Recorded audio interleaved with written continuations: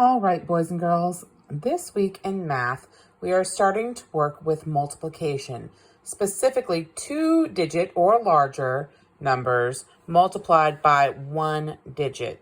So it's not just multiplication facts anymore. If you are not steady with your multiplication facts, I would strongly encourage you to practice. You can go on IXL and practice multiplication facts through the 12s. You can practice with flashcards at home.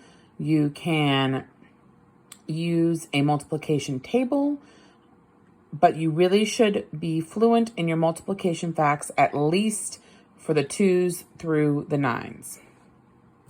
Today, we are talking about estimating. Remember, with estimating, we are rounding one or both numbers, just like with estimating addition and subtraction problems.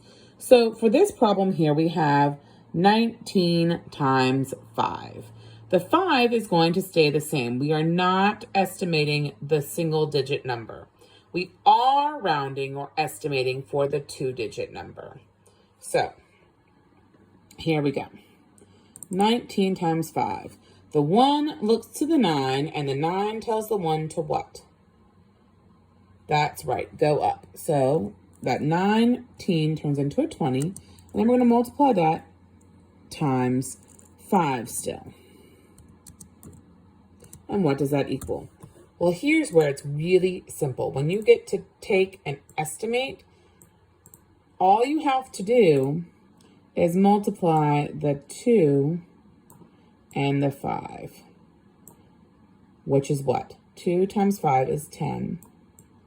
And then you look for however many extra zeros you didn't use, which in this case is 1.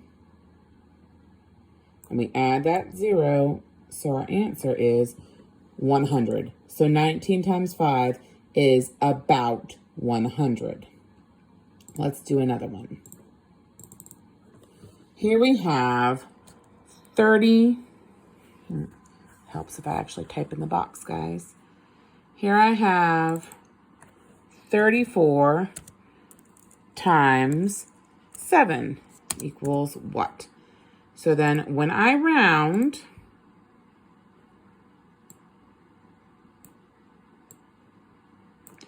the 3 looks to the 4.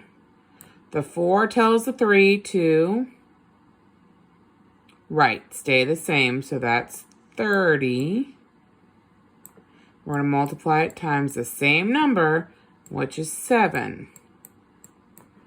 So then we're going to multiply 3 times 7, which is what? Right, 21.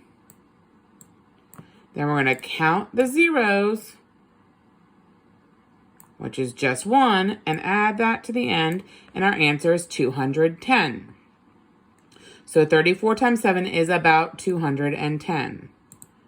Let's do one more.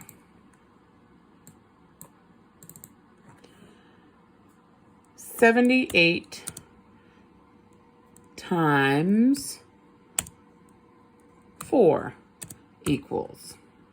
So we're estimating. Again, the 7 looks to the 8. The 8 tells the 7 to go up to an 8, so 80. That 4 stays the same. And then what are we going to multiply, boys and girls? Right, the 8 and the 4. 8 times 4 is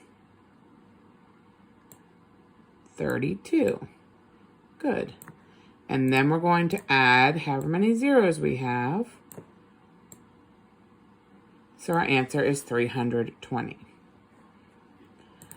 Now what happens if we have a bigger number? Say we have 252 times 5.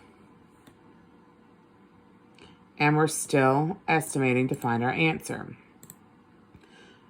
Doing front-end estimation for these problems, guys, which means we're going all the way out. So the 2 looks to the 5.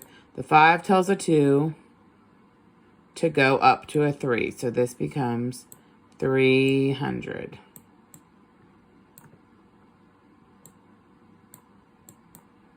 Times,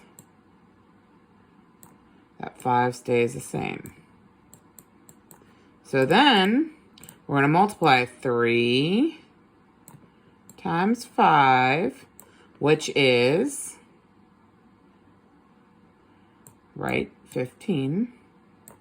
And then we count how many zeros we have, which in this case is 1, 2. Sorry about that awful box.